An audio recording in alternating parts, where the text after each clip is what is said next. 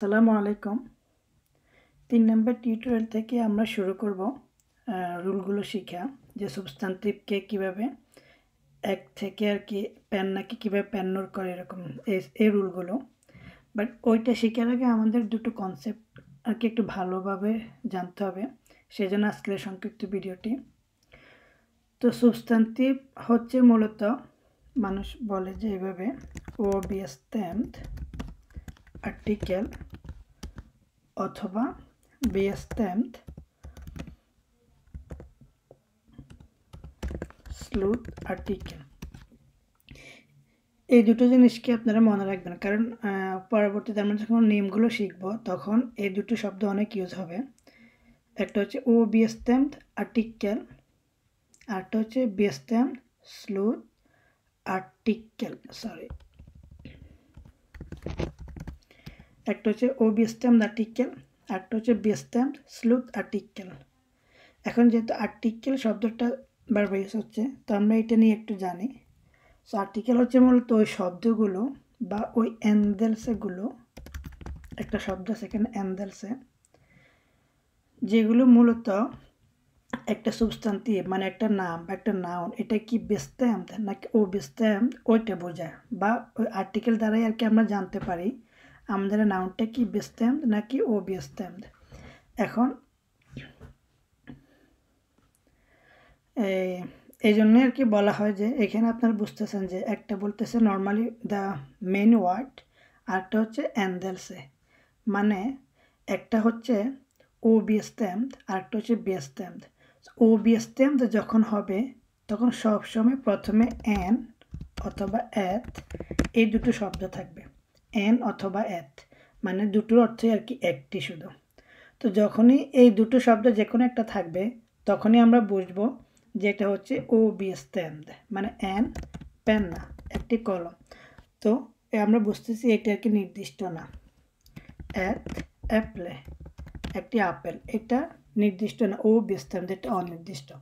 ও বেস্টেন্ট এবং বেস্টেন্ট বুঝবো কীভাবে? ও বেস্টেন্ট বুঝবো আমরা যদি আমাদের সামনে শব্দের সামনে অ্যান অথবা এত থাকে, আর বেস্টেন্ট বুঝবো আমরা মানে আমাদের ওই যে অ্যান্ডেলস এর উপরে ডিপেন্ড করছে। অ্যান্ডেলসে হচ্ছে মূলত আমরা যদি অ্যান্ডেলসের জাস্ট এন্ড মানে শেষে, যেটাকে আমরা ইংলিশে এন্ড বলি। তো অ্যান্ডেলসে মানে এমন কিছু জিনিস যেটা শব্দের শেষে থাকে, যেমন অ্যাপলে এ ইর পরে থাকবে অথবা পেন্না এর পরে থাকবে, এগুলোকে বলবো কি অ্যান্ডেলসে। তো যেমন আমাদের শব্দটা যদি এরকম হয় পেন্নান, এখানে এর পরে কিন্তু আমরা এন যুক্ত করছি, খেয়াল করতেছেন হয়তো। এখানে যখন আমরা এন বলছি তখন কিন্তু শুধু পেন্না বলছি, বাট যখন আমরা শেষে এন লাগিয়েছিলাম মানে একটি এক্সট্রা একটি বুকস্তব কি বলে অক্ষর, তখন এটা হয়ে যায় পেন্নান। অথবা বিল, যেমন আমরা যে বলি এন বিল, আর যখন নির্দিষ্ট হবে তখন হবে বি ল্যান। তো খেয়াল করুন এখানে এক্সট্রা লাগাইতে হয়েছিল এন, এখানে এক্সট্রা লাগাতে হয়েছিল ই এন, বিলেন, পেন্নান, এই জিনিসগুলো।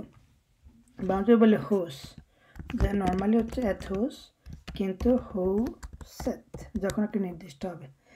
এই এক্সট্রা যে জিনিসগুলো লাগায় এগুলোকে বলে অ্যান্ডেলস, মানে এগুলো একবার শেষে থাকে যে কোনো শব্দর। তো এইগুলো দেখে আর কি আমরা বুঝতে পারি আমাদের শব্দটা কি বেস্টেন্ট আর্টিকেল নাকি ও বেস্টেন্ট স্লুথ আর্টিকেল, ও বেস্টেন্ট আর্টিকেল নাকি বেস্টেন্ট স্লুথ আর্টিকেল। এই দুটি কনসেপ্ট আপনারা একটু মাথায় রাখবেন, যাতে পরবর্তী আমরা যখন রুলগুলো শিখব তখন আর কি বুঝতে সুবিধা হবে।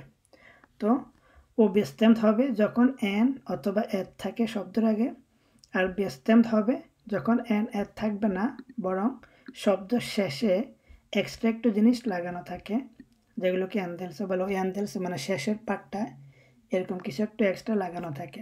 এইভাবে আর কি আমরা বুঝতে পারি আমাদের শব্দটা কি ও বেস্টেন্ট আর্টিকেল নাকি বেস্টেন্ট স্লুথ আর্টিকেল।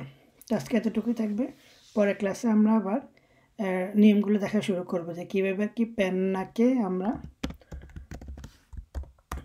পেন্নুর বানাবো, এরকম যে শেষে আর কি ও আর যুক্ত হবে যদি আর কি প্লুরাল হয়, অথবা শেষে শুধু এন যুক্ত হবে যদি সিঙ্গুলার বাট বেস্টেন্ড হয় এরকম। ভালো থাকবেন সবাই। আল্লাহ হাফেজ। আসসালামু আলাইকুম।